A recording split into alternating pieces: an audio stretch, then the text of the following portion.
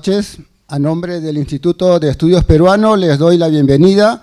Vamos a empezar con la presentación de este importante e interesante libro, Fotografía en América Latina, de las editoras Gisela Cane-Pacosh, Ingrid Kummels. En la mesa contamos hoy con dos presentadores muy distinguidos. Vamos a presentarlos rápidamente. Juan Carlos Lacerna es historiador, especialista en historia de la fotografía, en varias cosas, entre ellas, ¿no? Historia de la fotografía, de la Amazonía y del arte. Daniel Contreras es historiador del arte.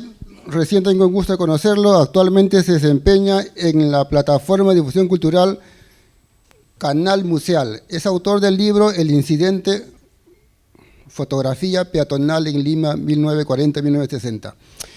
Las autoras que hoy nos acompañan: Gisela Cane-Pacosh, es profesora principal de la Universidad Católica del Perú, coordina el grupo de investigación en antropología visual y, bueno, es muy conocida por sus amplias publicaciones, ¿no? También tenemos a Ingrid Kummels, es catedrática en Antropología Cultural y Social del Instituto de Estudios Latinoamericanos de la, creo que necesito lentes, otros lentes, de la Freie Universität Berlin. Universidad Libre, perdón. Sí. Ha realizado estudios de campo etnográficos amplios en México, Cuba, Perú y los Estados Unidos, enfocando los temas de migración, relaciones familiares y la creación de comunidades transnacionales. Bueno, vamos a empezar. Empezaremos con Lacerna, luego Daniel, las autoras. Digamos que si nos movemos en los 15 minutos vamos a acabar en una hora y podremos pasar al patio a seguir con la charla, ¿no?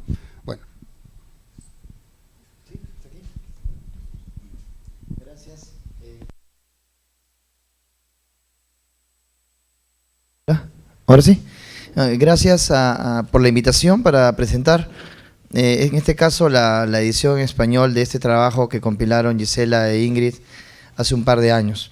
Me interesa la fotografía histórica, me interesa la vinculación de la fotografía con la ciencia, ¿no? Y de alguna manera será la razón por la cual yo seleccionaré determinados artículos para comentar. He preparado un pequeño texto, espero poder leerlo rápidamente y no aturdirlos. Es un hecho que en las últimas décadas el interés por la fotografía histórica y en general los estudios sobre la visualidad ha despertado en el Perú. Desde la historia, la antropología y las artes visuales se ha venido destacando la importancia de los archivos y registros fotográficos para el estudio de la realidad social, los imaginarios y sus usos en la construcción de las narrativas sobre el territorio, la población y la nación. Este interés, sin embargo, debe confrontar evidentes limitaciones que surgen de la compleja construcción de nuestra memoria visual. Muchos archivos y bibliotecas peruanos sufren una condición de feudalidad, es decir, más allá de las iniciativas de institucionalización de los repositorios documentales públicos, a fin de permitir su correcta conservación, organización y puesta al servicio del usuario, en muchos casos la accesibilidad sigue dependiendo de la notabilidad que pueda demostrar, carta de presentación en mano, cada investigador al momento de acercarse a la institución. Si a esta realidad se agrega el hecho que los archivos y bibliotecas, por lo general, solo han acopiado los documentos fotográficos sin elaborar guías descriptivas o catálogos virtuales que ofrezcan al investigador la información necesaria para iniciar una búsqueda, entenderemos que el trabajo con las fotografías históricas requerirá de muchas horas de pesquisa y dependerá, en todo caso, de la buena memoria o la simpatía del funcionario a cargo del fondo y del servicio. Fuera de estos condicionantes, en el país se han hecho esfuerzos iniciales por construir, a partir de las fotografías, una memoria visual de alcance nacional, regional y local. Iniciativas públicas y privadas que se explican por el valor que los registros visuales han alcanzado, tanto en el mundo académico como en el espacio público, siendo apropiadas y resemantizadas dentro de narrativas contemporáneas sobre la identidad y la memoria. Si bien todavía no existe una política patrimonial dirigida a la conservación de fotografías históricas, las bibliotecas, museos y archivos, que son los repositorios más importantes de nuestro patrimonio documental, han empezado a organizar sus colecciones fotográficas, facilitando su uso por parte de investigadores y curiosos interesados en este tipo de documentos. Del mismo modo, en el extranjero existen importantes colecciones fotográficas sobre el Perú, que recientemente vienen recibiendo la atención de los académicos. La existencia de dichas colecciones tiene que ver, por supuesto, con el interés que desde el siglo XIX despertó el mundo amazónico y andino para los académicos, comerciantes, diplomáticos, viajeros y coleccionistas, a los que en las últimas décadas se han sumado turistas, cooperantes, activistas europeos y norteamericanos. Como parte de sus políticas de apertura al usuario, algunos de los materiales contenidos en estos repositorios han sido digitalizados y sus catálogos, así como algunos clichés, pueden ser ubicados por investigadores e interesados a través de los servicios que ofrecen las instituciones a través de la red. Sin embargo, al margen de las colecciones institucionales, públicas o privadas, diferentes publicaciones referidas a la fotografía histórica en el Perú se han realizado tomando como base los archivos particulares y familiares, herencia de la obra de reconocidos artistas y fotógrafos activos en el país, entre el último tercio del siglo XIX y la primera mitad del XX. Así, estos trabajos han destacado la trayectoria individual del fotógrafo y el impacto que su obra ha tenido en términos del desarrollo de la actividad en el espacio regional o nacional. Fuera del mundo académico, la importancia que han alcanzado en tiempos recientes los materiales fotográficos históricos dentro de la esfera pública explica la rápida circulación que algunos de estos clichés adquieren a través de las redes sociales, páginas y blogs referidos a la historia local o regional. En muchos casos, la selección de determinadas imágenes, su apropiación y exposición por parte de determinados colectivos e individuos se convierte en una tarea fundamental para la reafirmación de sus propias iniciativas de carácter patrimonial, en la construcción de sus narrativas identitarias y en sus lecturas particulares acerca de la memoria y la historia social y cultural. El texto que hoy me toca presentar nos ofrece un conjunto de trabajos que reflexionan acerca de la fotografía histórica en esta región del mundo, ¿no? Latinoamérica, su producción, recolección y consumo, la dinámica del archivo y el acceso a los repositorios fotográficos, así como los usos y miradas contemporáneas de estas imágenes en propuestas artísticas, políticas y académicas. Es también la excusa para reflexionar acerca de la vinculación intelectual que nos une con la Academia Alemana, territorio cultural con el que hemos estado desde la historia y la antropología peruana emocionalmente bastante distantes. 4 de los trabajos que integran este libro nos recuerdan el interés que desde finales del siglo XIX despertó el territorio y la población andino-amazónicas para la etnología germánica.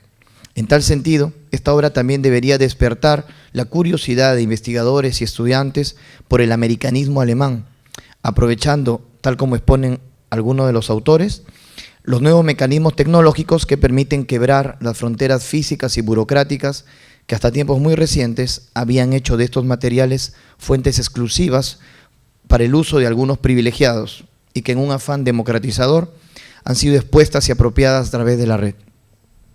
Como se señala en la introducción, en las últimas décadas, las fotografías históricas han sido rescatadas de colecciones particulares, archivos y repositorios públicos, y empiezan a circular en archivos digitales, libremente, a través de blogs y páginas de internet, incorporadas en estudios académicos y reescenificadas a partir de los nuevos usos que distintos públicos hacen de ellas. Sin obviar, por supuesto, el uso de la imagen como herramienta destacada en la construcción de la memoria y otras pequeñas memorias sobre escenarios de violencia, sea esta reciente o sea esta ya de carácter histórico. El escenario temporal de las fotografías rescatadas en los artículos se enmarcan además en una centuria, final del XIX y la década de 1980. Para el Perú, unas fronteras especialmente significativas. En principio, empezamos con la reflexión política, académica, post-Guerra del Pacífico, cuando los sueños del progreso material y de ciencia al servicio de la modernización material del país dieron especial validez a estos nuevos artilugios y adalides de la modernidad, la fotografía, los científicos, los viajeros y técnicos europeos que las llevaron consigo.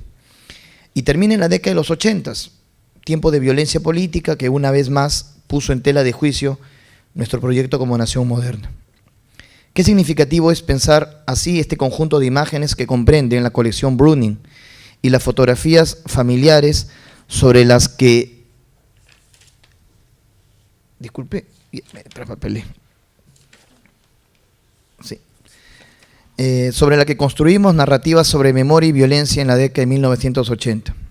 Y pensarlo hoy en un contexto en el cual los avances tecnológicos han conseguido liberar muchas de estas imágenes de sus tradicionales centros de consumo, logrando de alguna manera un uso más democrático y su resemantización a través de las redes. Son 7 artículos los que integran esta compilación y, si bien recorren diferentes escenarios latinoamericanos, centran su interés en el Perú. Y son 4 los trabajos que voy a comentar, una elección bastante arbitraria, que parte de mis propios intereses y prejuicios, ¿no? Y la curiosidad que tengo hoy por el americanismo y las redes culturales transatlánticas. Empiezo con el texto de Michel Krauss, Encuentros con el retrato histórico y la fotografía de tipos. Conocemos las investigaciones de Krauss a partir de trabajos anteriores. En esta ocasión, el autor reflexiona acerca de los retratos y fotografías tipológicas acopiados en el Museo Etnológico de Berlín.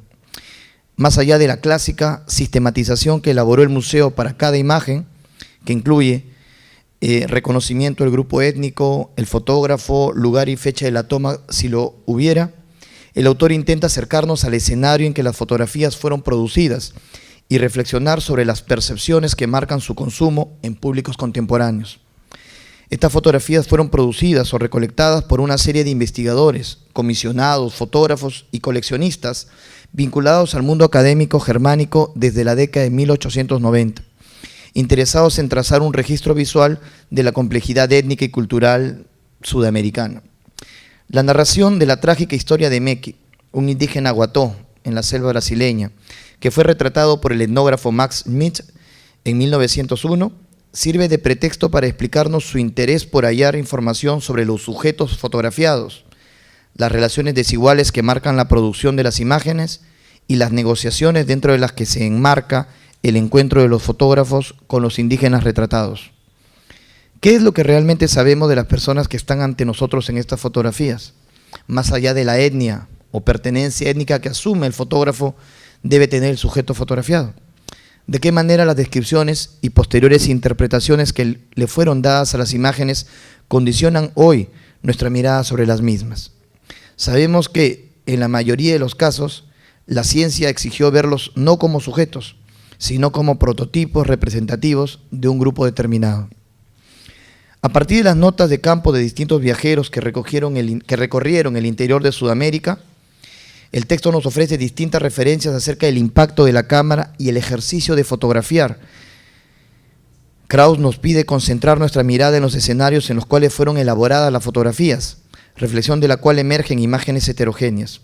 Los encuentros entre la cámara y los indígenas fueron complejas, con distintas respuestas de parte de los sujetos fotografiados, enmarcados siempre en procesos de negociación y contextos externos específicos. El ensayo evidencia un esfuerzo más del autor, la experiencia de sacar estas imágenes de los repositorios, ¿no?, sagrados espacios de conservación museográfica, y exhibirlas, mostrando las diferentes lecturas que sigue generando la desnudez en el público alemán contemporáneo. El texto termina exigiéndonos mirar las fotografías pensando en la capacidad o carencia que tenemos para reconocer las distintas influencias que se presentan al momento de construir nuestra percepción acerca de las imágenes. Y se pregunta, ¿sigue siendo un ejercicio de poder colonial el que nos empuja a vestir al indígena? Así, no solo la creación, sino también la exhibición e interpretación de la fotografía es un proceso de negociación donde juegan relaciones de poder, intereses y valores morales.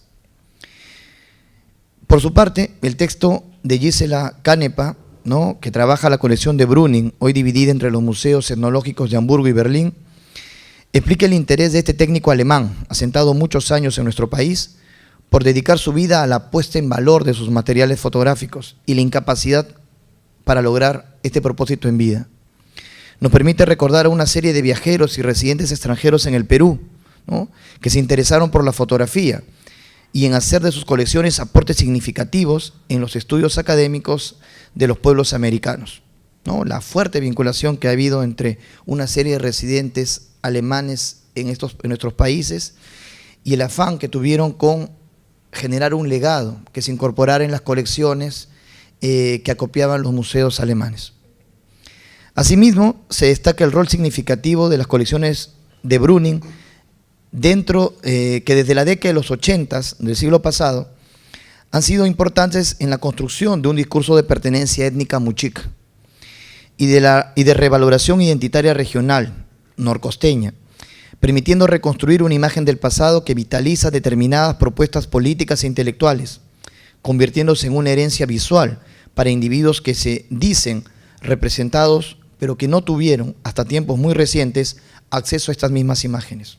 Así, de la misma forma en que la fotografía jugó un rol destacado en la construcción contemporánea de la imagen indígena y turística del Cusco, las fotografías de Brüning vienen siendo determinantes en la elaboración de un discurso visual contemporáneo sobre la historia de los pueblos de la costa norte, que evidentemente se contrapone a las más tempranas imágenes creadas sobre la herencia hispánica, hasta hoy dominante en esta parte del país. De esta manera, los documentos visuales adquieren vida propia y son constantemente reproducidos en la red y en plataformas virtuales, más allá de los tempranos intereses bajo los cuales las fotografías fueron creadas o archivadas. El trabajo de Ingrid Kummels nos acerca a la experiencia fotográfica y de activismo de Manfred Schaffer entre los ayánicas y nomachigengas de la selva central durante más de una década, 1978 y 1989. Schaffer y la propia Kummels pertenecen a una generación de jóvenes investigadores y cooperantes europeos que desde la década de los 70 llegaron al país y participaron activamente en el fortalecimiento de las tempranas organizaciones indígenas, especialmente en la Amazonía, al tiempo que apoyaron sus reclamaciones en una época donde la mayor presencia estatal generaba una serie de conflictos en la región, como justamente ocurrió con el proyecto hidroeléctrico que se pensaba habría de inundar las tierras de las comunidades del Perené, o los conflictos generados en la selva norte entre el cineasta Herzog y algunos líderes aguajún, ambos procesos denunciados en los trabajos fotográficos de Schaffer. El trabajo es valioso porque además nos permite reconocer, a partir de la experiencia de Schaffer y Kummels, el valor que la antropología militante dio a la fotografía y las filmaciones como herramienta para visibilizar las demandas indígenas dentro de la opinión pública nacional e internacional. Y por supuesto, reconocer también las redes de solidaridad que permitió exhibir estas imágenes por medio de publicaciones, exposiciones y documentales en televisión. En perspectiva, sin embargo, este tipo de involucramiento pone al descubierto ciertos sesgos de su militancia y preferencias académicas, propias de la etnografía de segunda mitad del siglo XX. Una visión fuertemente crítica de las iniciativas externas en el territorio indígena, sean estatales o particulares, sin reconocer la complejidad de un escenario regional donde hacía varias décadas había iniciado un proceso de ocupación con población desplazada del mundo serrano y costeño. Siguiendo una entrada común a la antropología de urgencia de los 70s y 80s, la narrativa textual y visual desarrollada por Schaffer parece ocultar las complejas dinámicas regionales, esencializando a la Amazonía como un territorio de indígenas selváticos, en este caso ayánicas, invadidos por el Estado y los peruanos. Y si bien señala Kummels, las tomas ejecutadas por Schaffer no ocultaban el proceso de modernización en los usos y vestidos de los indígenas, las imágenes seleccionadas para su exposición en los medios, como la correspondiente al guerrero y los concursos de tiro con flechas, parecen reivindicar ante la opinión pública el derecho de un pueblo tradicional a la defensa de su territorio y su autodeterminación. Fuera de esta reflexión, el trabajo de Kummels hace el ejercicio de devolver las imágenes al bosque, reencontrándose con los miembros de una comunidad en Matereni, en la cuenca del río Perené, 25 años después de su última visita. Hoy la antigua población aislada es una comunidad profundamente incorporada en las dinámicas económicas y culturales regionales. Y por supuesto, donde las prácticas de consumo visual se han transformado. ¿Cuáles son los usos que los ayaninkas harán de estas imágenes históricas? Cuando hace 12 años realizaba una investigación de tesis en el Alto Perené, me encontré con la maravillosa historia de Adolfo Gutiérrez, líder ayaninka de Churingabeni. Hacia la década de los 60, el joven Gutiérrez, quien había trabajado en el comercio de frutas y café en la selva y Sierra Central, había adquirido una cámara fotográfica y, a usanza de los misioneros, funcionarios y estudiantes que entonces recorrían las nacientes comunidades ayánicas del Pichis y el Perené, él también fue retratando el mundo, las escuelas, su familia y los territorios adjudicados a las nacientes comunidades. Es quizás el primer caso donde la cámara es incorporada a la cotidianidad de un líder de una comunidad ayánica de la Selva Central. Pienso en la importancia de que determinados actores indígenas, mucho más cercanos a este artilugio de modernidad, otorgan a las fotografías a fin de legitimarse dentro del espacio local, reafirmando su rol de intermediarios frente a los otros actores regionales, como es el caso de los jóvenes líderes o maestros educados fuera de las comunidades y miembros de los clanes familiares políticamente más poderosos. La fotografía familiar se convierte en este caso en una herramienta para reafirmar la prolongada exposición que estos sujetos han tenido ante la modernidad visual, correlato verídico de su participación en las largas luchas y reivindicaciones de su pueblo. De otro lado, permite reconocer el pasado e inventar una tradición. Es la evidencia de la distancia material que existe entre el tiempo de la fotografía y la realidad actual, expresada en la vestimenta, viviendas, comida y vida cotidiana. Usos y prácticas que muchos líderes indígenas piden retornar a fin de fortalecer la identidad o la representación de la verdadera indigeneidad de sus colectividades. Voy a terminar aquí, voy a obviar el comentario que tenía sobre el texto de Reyes, ¿no? Simpaticísimo, importantísimo, porque además, si bien está basada en una investigación acerca de los materiales de Preus, este ícono de la historia del americanismo germánico en Colombia, debería, y me motiva a mí justamente para iniciar una exploración acerca dentro de los repositorios alemanes, ¿no? Como dije al comienzo, hay una fuerte lejanía emocional, ¿no?, que nosotros como historiadores o antropólogos peruanos tenemos con la academia alemana, ¿no? Sea por la mayor presencia de investigadores franceses o el mayor financiamiento que nos otorgan las universidades norteamericanas. Y siento que son repositorios valiosísimos que deberían ser explorados justamente para reconocer el impacto que estos materiales han tenido y pueden seguir teniendo en la construcción de una imagen acerca del Perú, de lo indígena, del territorio y de la nación. Más allá de los importantes aportes que ofrecen estos trabajos, pienso que es necesario reflexionar sobre las diferentes miradas que contemporáneamente a la generación de las imágenes fueron surgiendo en relación a ellas. Es decir, pensar cuál fue la recepción que estas imágenes, todavía no históricas, tuvieron en su tiempo, fuera de los círculos académicos para los que fueron generadas, dilucidando hasta qué punto nuestras miradas contemporáneas del indígena y su otredad son también herederas de un consumo temprano de estas fotografías, que hoy reaparecen, ejercicio fundamental para entender la manera en que hemos visualizado la complejidad territorial y étnico-cultural de nuestro país a lo largo del siglo XX. Muchas gracias.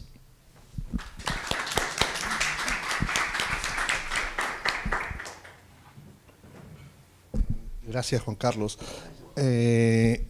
Bueno, sigo yo.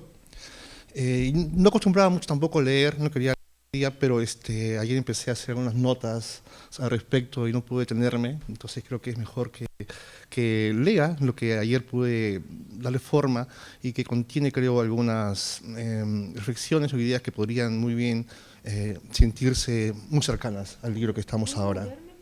¿Ya? ¿Ya? Muy bien, muy bien. Bueno, quería leerles entonces esto para poder evitar que me vaya por las ramas y poder ser más concreto con algunas cosas que quiero comentar. Son unas líneas que, si bien son al libro, a la introducción, también lo es a toda la publicación. Agradecer también ante todo a quien corresponda, a quien me haya invitado a esta mesa, que por primera vez vengo acá al IEP a presentar un libro. No conozco a Juan Carlos, a Ingrid, a Gisela. Tengo el gustísimo el día de hoy de conocerlas, ¿no?, a través de esta presentación. Y bueno, y comentarles que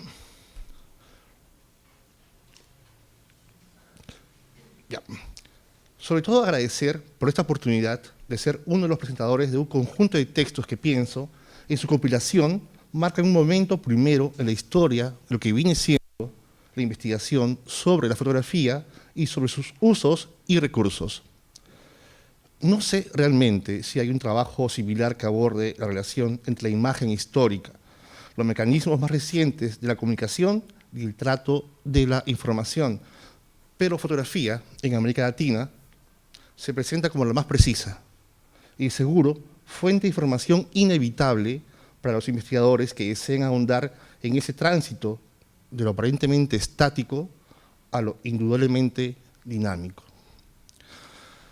Es interesante que en este momento, y a través de la mirada que ofrece la edición de fotografía en América Latina, estemos analizando una circunstancia, un contexto de análisis tan cambiante como es la circulación de las imágenes y los múltiples y moldeables contextos por donde fluye la información. Por supuesto, hablo de nosotros sumergidos en la Internet, en la red, en las redes sociales, que es uno de los puntos que el libro también aborda. No sé si se han dado cuenta, pero cada vez parecen más lejanos, como si hubiéramos habláramos de un tema literalmente del siglo pasado. Aquellos procesos ocurridos hace tan solo 30 o 40 años parecen tan lejanos. Historias que venían de mucho más atrás. Es más, se puede pensar que antes de las redes sociales e Internet no existían estas formas de circulación y funcionamiento de los mecanismos de consumo de la imagen, pero sí existían. Solo que ahora se cuenta con Internet y con las redes sociales como radical herramienta de difusión. Pongo un pequeño ejemplo. En una extensa exposición en la que tuve la oportunidad de narrar un primer devenir de la ilustración peruana infantil, literaria, durante un siglo, hallé un grabado en el considerado primer libro para niños publicado en provincias, en este caso en Puno, en 1937, llamado Niños del Collao, de un profesor llamado José Portugal Catacora, edición rural en la que aparece esta imagen. Bueno, esa imagen de la exposición que estaba comentándoles, el libro Niños del Collao, que es un libro, como decía, publicado en Puno, en la década del 30, considerado el primer libro publicado en provincias, y contiene una serie de grabados, entre ellos este de acá, si pueden verlo. Esta imagen. Indudablemente esta imagen basada en la fotografía Chicucha y Policía, de Martín Chambi, del año 1924. Tan solo un poco más de 10 años separan ambas obras, la fotografía y el grabado que ustedes han podido ver acá. Ahí pueden ver la comparación. Es indudablemente que ha sido una circulación de imágenes potente, primera en estos años. Nuevamente, un poco más de 10 años separan ambas obras y esta imagen que resurge, la de Chambi, a raíz de las primeras y profundas investigaciones sobre Chambi a inicios de la década de 1970, ya era parte de un libro en el que intervienen artistas relacionados al grupo Laika Kota, medio siglo antes de esas investigaciones pioneras sobre Chambi. Ven esta imagen ya basada en la obra de Chambi, pero la vemos conceptualizada y reinterpretada de otra manera, que es algo que sucede actualmente y estamos ahora conversando respecto al libro. Porque al parecer siempre hemos estado en un mundo de redes, de estructuras, de tramas sociales, de redes sociales, concepto que sin duda procede de la antropología y de la etnografía, cuando el mundo se desenvolvía bajo el rumor como principal fuente de información, el conocido boca a boca. A veces parece que siempre ha sido lo mismo, los mismos movimientos, los mismos procesos, solo que ahora tenemos el complemento y herramienta de las redes sociales y de la Internet. Ya no son las enciclopedias, los álbumes de cromos, de figuritas, ni los diarios, ni la televisión, ni las revistas, los lugares desde donde se convive y consumen las imágenes. Hoy es la Internet. Pero el archivo sigue siendo nuestro terreno de labor para nosotros, los investigadores. y cómo esos archivos cambian ahora que se ofrecen de forma desmedida entre cientos de miles de usuarios de las redes, dejando atrás el ámbito académico. Y esa es una pregunta constante en el libro Fotografía en América Latina. Si bien entre los 7 artículos se trata el caso de 4 países como México, Colombia, Perú y Brasil por parte de investigadores locales, estamos ante un tren de venir que involucra a toda la humanidad y diversos aspectos culturales que hoy se desarrollan en las redes y en Internet de forma absoluta e indudable. Para mí, y seguro que para ellos aquí presentes, se torna inevitable que la historia personal y el acto de producción, ya sea en curaduría, museografía, investigación o escritura, se involucre de manera formal y de contenido en los resultados que uno produce. En mi caso, simplemente a veces me dejo llevar por apreciaciones muy subjetivas, como lo es, por ejemplo, haber relacionado inconscientemente la etnografía, las historias y las fotografías históricas con los museos del pasado, o archivos ya muy investigados. Es más, la sola mención de la etnografía o la antropología me remitía a tiempos del gabinete de curiosidades, del gabinete óptico, antecedente de los museos y galerías de arte de hoy. Una coincidencia casi celestial, me voy a permitir ahora comentarles y contarles también, me ha llevado junto a la historiadora Teresa Arias Rojas, aquí presente, con quien hemos hecho un proyecto que justamente comentó nuestro amigo al presentarme, Canal Museal, que es un proyecto que se desarrolla en Facebook, aquel terreno que si fuera un país sería el tercer país más grande luego de la China y de la India, esto es una cosmópolis impresionante, llamado Canal Museal. Este proyecto nos ha llevado a experimentar el recurso de los gabinetes ópticos que integraban por las ciudades del país a partir de la década de 1850, según los anuncios publicados en el diario El Comercio. Ahí pueden ver anuncios de comercio publicados que cuando estos gabinetes llegaban a Lima, integraban y ofrecían colecciones de vistas, de imágenes, de lugares lejanos, sobre todo eso, eran como una especie de extensión del ojo antes de Internet. Se podía ver imágenes que iban circulando en el mundo y estos gabinetes se iban acercando estas imágenes al público masivamente.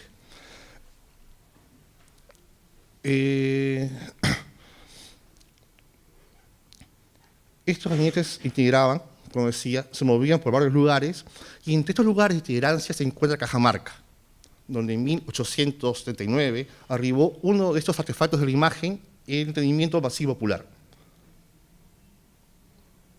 Hasta la semana pasada, con Teresa, estuvimos en Cajamarca, precisamente realizando en el Museo de Etnografía de Cajamarca una instalación llamada el Gabinete Óptico de Canal Museal.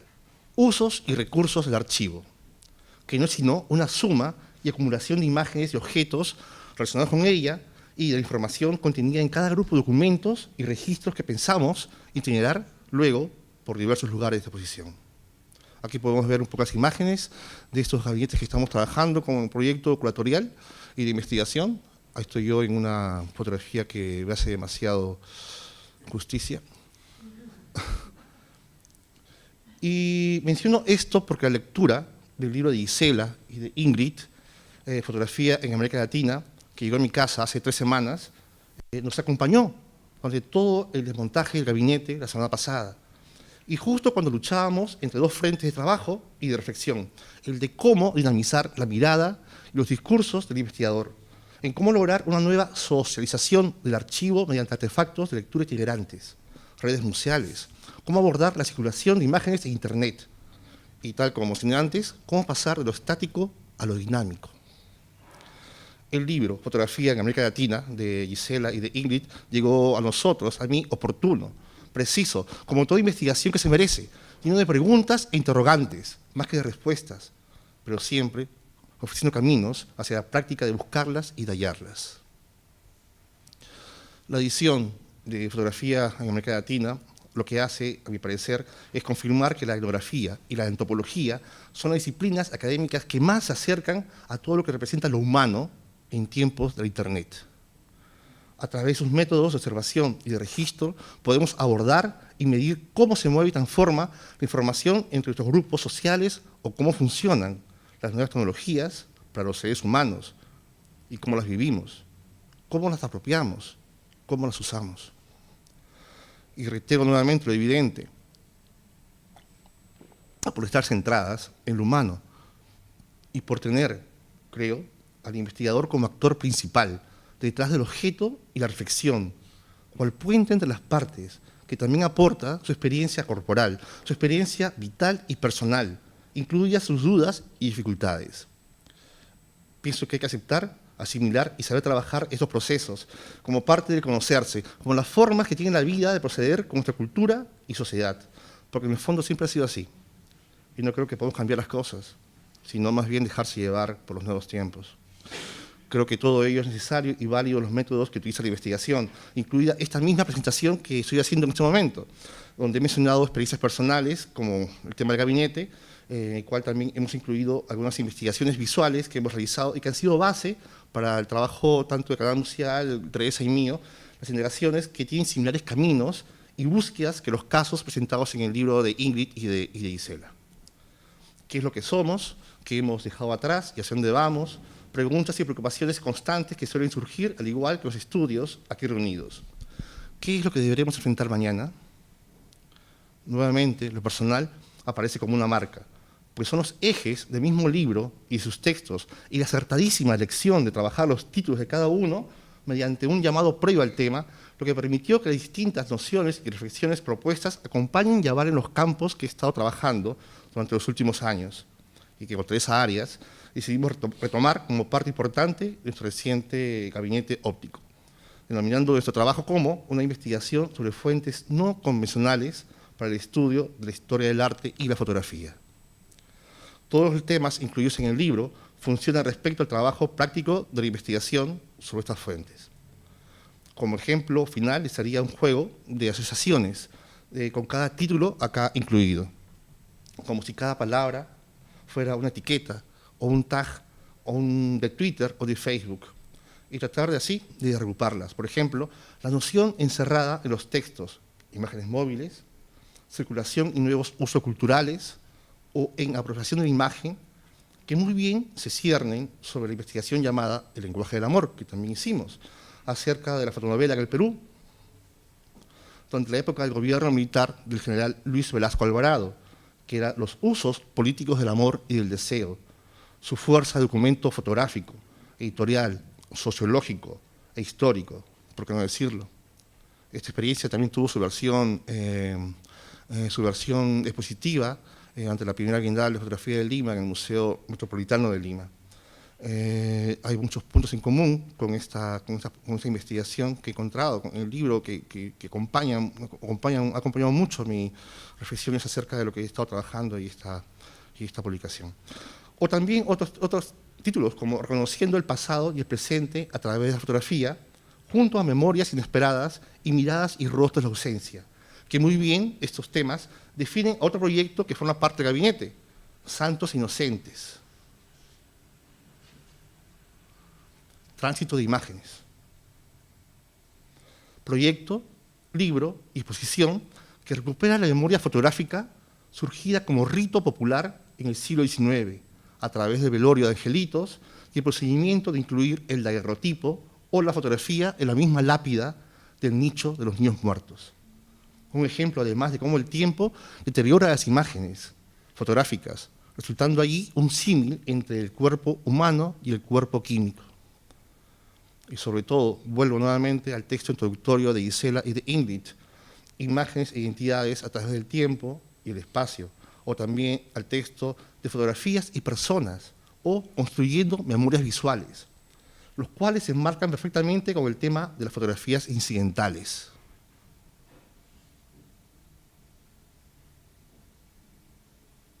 Esta de acá. O peatonales, que surgieron durante las décadas de 1940, 1950 y 1970, y que recogimos en una exposición donde también la primera Bienal de Fotografía de Lima, y que hemos vuelto a incorporar en el gabinete óptico, y que también ha sido publicado en un libro, ¿no?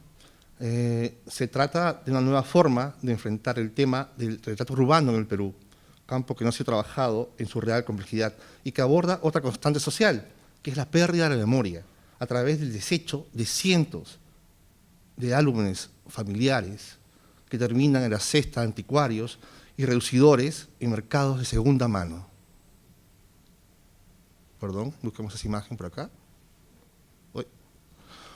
Ustedes recuerdan estos mercados que podemos ver en el centro de Lima, de reducidores, donde hay cestas llenas de imágenes anónimas sin identidad que justamente han sido desgarradas de ese conjunto que era la memoria familiar y todo, ¿no?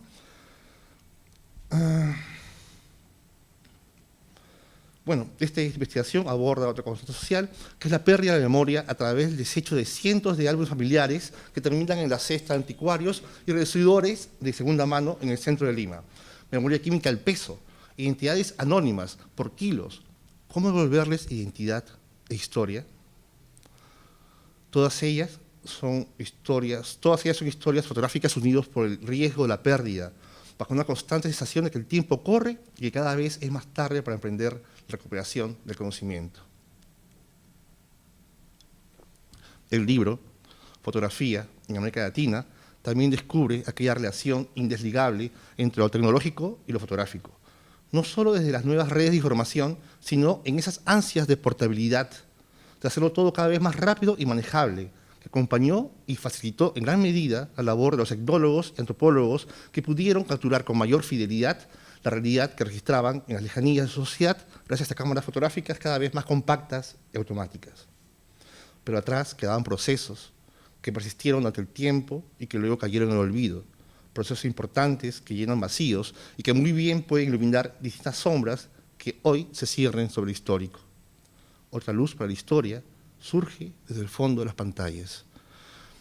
Quería comentar esto de esta forma un poco más personal porque quería también hacer sentir a Ingrid y a Gisela de que su libro, aparte de ser una fuente de información y de investigación, también puede resultar un acompañante al investigador y a su trabajo de producción, avalando diversas dudas que uno puede tener en un campo tan nuevo como es el manejo de información, las imágenes en estos tiempos de las redes sociales. Gracias. Gracias.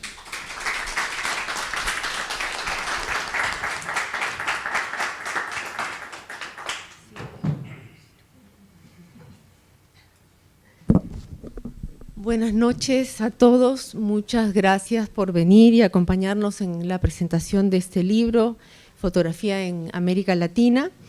Quiero empezar haciendo un comentario breve sobre la traducción y la importancia que tiene para nosotros haber podido publicar este libro en castellano también, ¿no? Hay una primera versión del texto que se publicó en el 2016 en inglés y rápidamente nos dimos cuenta que no estaba llegando al público que nos era más cercano, ¿no? A nuestros colegas latinoamericanos, a nuestros estudiantes. Recuerdo que estábamos buscando a colegas que quisieran hacer reseñas sobre el libro, por ejemplo, en inglés, ¿no? Y había colegas latinoamericanos que o no leían inglés o no se sentían cómodos leyendo el libro en inglés y haciendo una reseña, eventualmente también para revistas en inglés. Entonces, tampoco nos lo podíamos recomendar con tanta facilidad en los cursos, por ejemplo, en antropología visual, ¿no? Y nuestros colegas de provincias en Perú también se encontraban alejados, el acceso a la lectura del libro no estaba garantizada. Entonces, estamos muy contentas que el IEP haya estado interesado en poder publicar esta versión en español del libro y ya, aunque ha salido apenas hace algunas semanas, ya nos podemos dar cuenta que este público al que queríamos llegar está empezando a leer el texto, ¿no? Y el texto está empezando a circular. Por ejemplo, la semana pasada fue el Congreso de Antropología en la ciudad de Arequipa, pudimos presentar el libro ahí, o sea, tuvo una presentación anterior a la de acá, en el IEP, pero estuvimos muy contentos de poder presentar el libro en Arequipa y de ese modo contribuir al desarrollo también del campo de la antropología visual, tanto en la región como en el Perú, ¿no? Y en ese sentido consideramos también que el libro en su versión en español es un libro nuevo, no es el mismo libro que que en su versión en inglés, ¿no? Está ya llegando a un nuevo público, va a tener nuevas interpretaciones a la luz de procesos sociales particulares a América Latina y al Perú, va a dialogar con otras tradiciones académicas, por lo tanto va a tener una trayectoria muy distinta a la que tiene la versión en inglés, va a tener una vida propia en relación al otro texto, ¿no? O sea, como objeto cultural, que es además un concepto que nos interesa mucho para pensar la fotografía, como objeto cultural este texto en español ya es completamente otro texto que el inglés.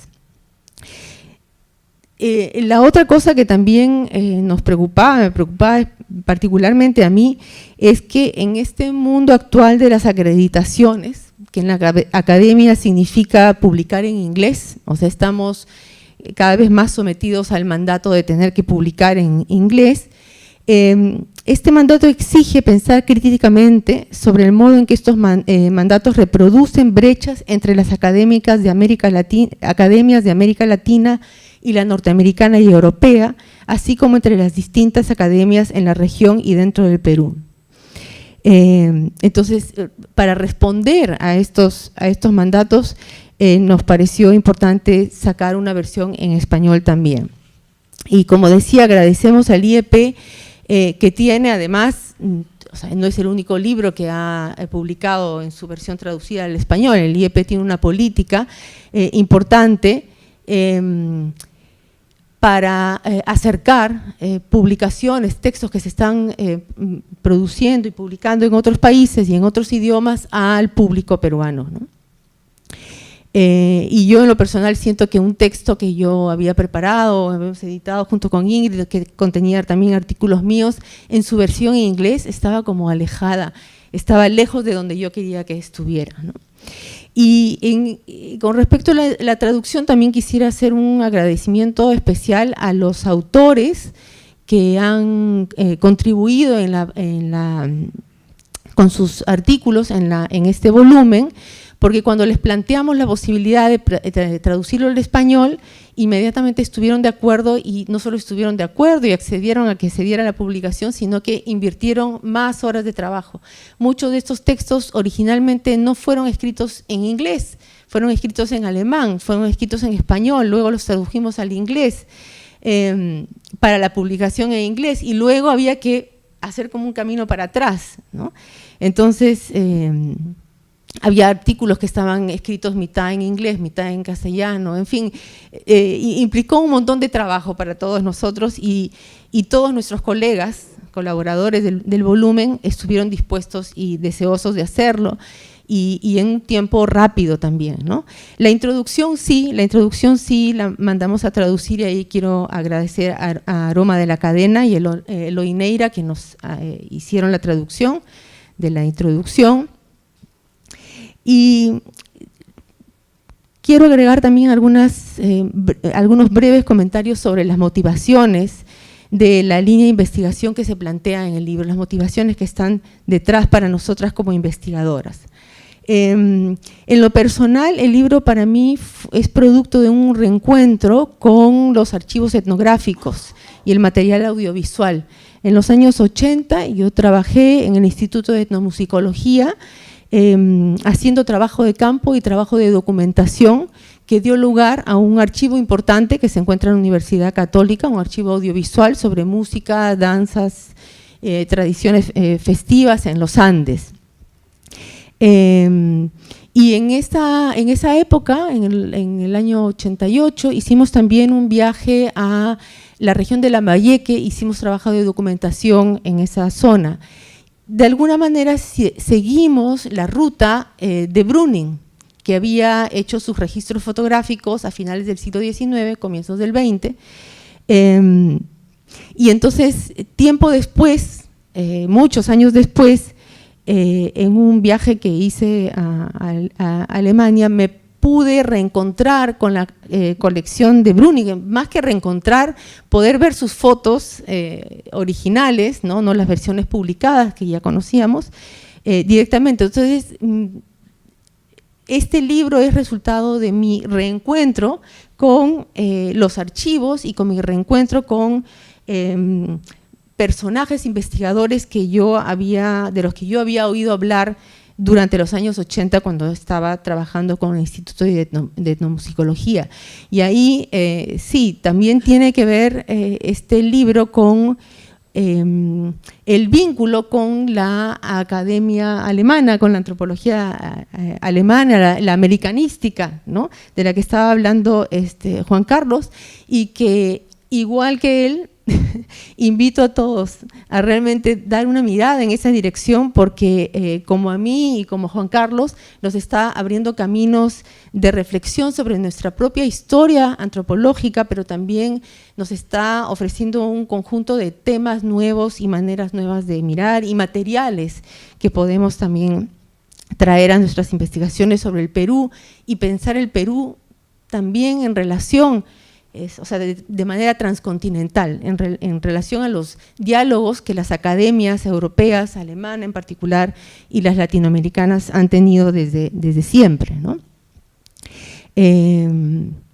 Y esta visita que yo pude hacer a Alemania y a varios archivos y museos etnológicos en distintas ciudades alemanas, que fue gracias a una beca de investigación de la Fundación Alexander von Humboldt, me dio también la oportunidad de conocer a Ingrid, y ahí empezó, digamos, todo un camino de trabajo conjunto. Descubrimos intereses que compartimos de manera conjunta, ¿no? Y uno de estos intereses, que está estrechamente vinculado a esta publicación y a una serie de actividades que venimos realizando desde entonces, o sea, desde 1914 ya, tiene que ver con el deseo de pensar los materiales de archivo, ya sean estos institucionales o personales, más allá de su condición de fuente o medio de representación, para problematizarlos como materialidades, más precisamente como objetos culturales inmersos en relaciones sociales y afectivas, regímenes de valor y en procesos de producción y circulación de conocimiento. Son las actuaciones, usos, redescubrimientos y apropiaciones de estos objetos, en este caso de fotografías históricas, por parte de actores distintos y en lugares y en tiempos distintos, lo que nos interesa indagar.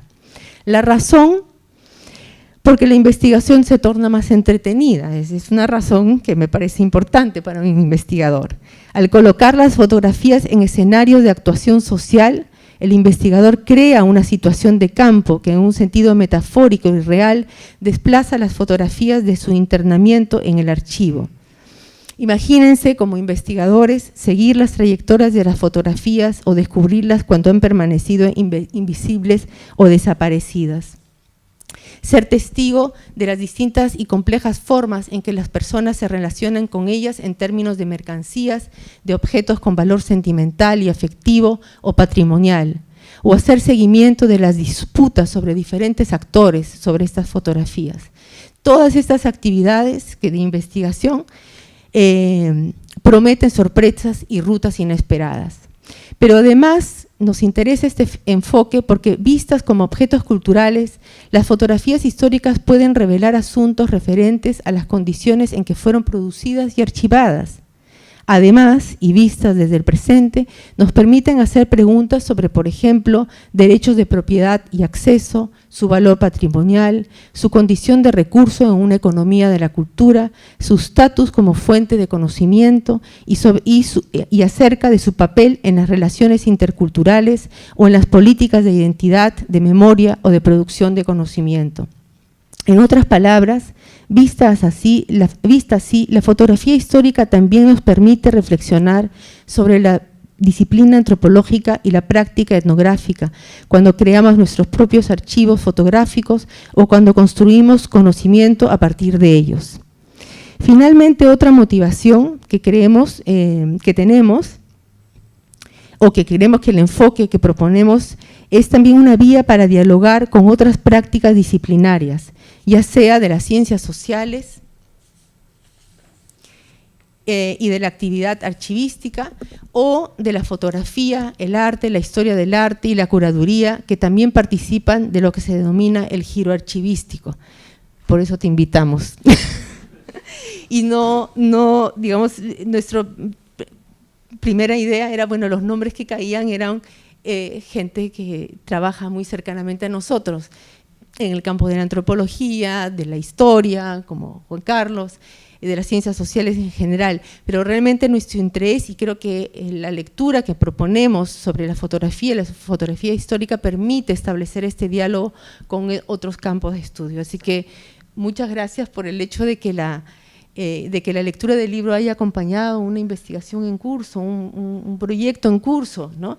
Diversas investigaciones que se van conjugando. Sí, sí, y en ese sentido me ha gustado mucho que la lectura del libro haya permitido que nos traigas otras imágenes, no las que están en el libro. Entonces sigue habiendo movimiento, el asunto está con vida, ¿no? Entonces con este libro esperamos contagiar nuestro entusiasmo por estudiar la fotografía histórica desde la perspectiva que propone el libro y convencer de la importancia que puede tener la fotografía histórica para pensar asuntos fundamentales y críticos sobre la sociedad contemporánea. El libro, como decía, es parte de otras iniciativas que venimos desarrollando en la actualidad, donde estamos enfocándonos ahora más precisamente en la relación entre prácticas archivísticas o prácticas de archivo y tecnologías digitales. Algo de eso ya está en este libro, pero ahora lo estamos haciendo de manera más explícita. El año pasado organizamos un seminario sobre antropología y archivo con Ingrid en la Universidad Católica. Estamos preparando para el 2019 la publicación de 2 volúmenes que recogen los trabajos presentados en ese archivo, en ese seminario. Así que estén atentos a las próximas novedades y muchas gracias por acompañarnos hoy.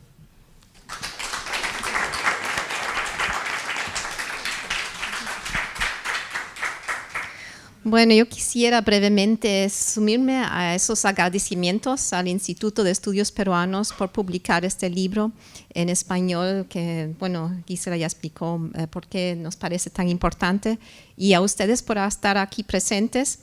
Y quiero nada más decir, bueno, estas fotografías, ¿no? Son algo, ellos tienen una agencia, justamente todos los casos que se tratan en el libro es porque nos dan sentido desde el presente. Y esa gama, vamos a decir, de casos, voy a mencionar uno, por casualidad no se mencionó ese, pero por ejemplo las fotografías que reunieron familiares de sus seres queridos que fueron desaparecidos durante la guerra interna, también son un legado fotográfico muy importante que se ha hecho sentido desde el presente, ¿no? Para bueno, convocar esa presencia, ¿no? de los desaparecidos. Entonces ahí va toda una gama de fotografías que circulan en esta época, que claro, fueron tomados anteriormente con otros motivos, en otras jerarquías, en otras luchas, pero interesantemente hoy en día la gente se vuelve a apropiar de ellos y a hacer sentido. Y bueno, todas las contribuciones desde esta perspectiva antropológica tratan de trazar esas historias y plasman, ¿no? que las fotografías tienen esa gran agencia y acción hoy. Bueno, eso nada más, y creo que podemos seguir intercambiando y platicando en lo siguiente. Bueno, muchas gracias, Juan Carlos.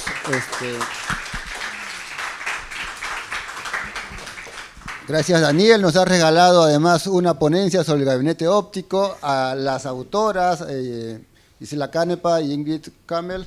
Bueno, los invitamos a continuación a pasar aquí al patio a dialogar con los autores y a tomarnos una copa de vino para festejar. Siempre es importante celebrar un libro.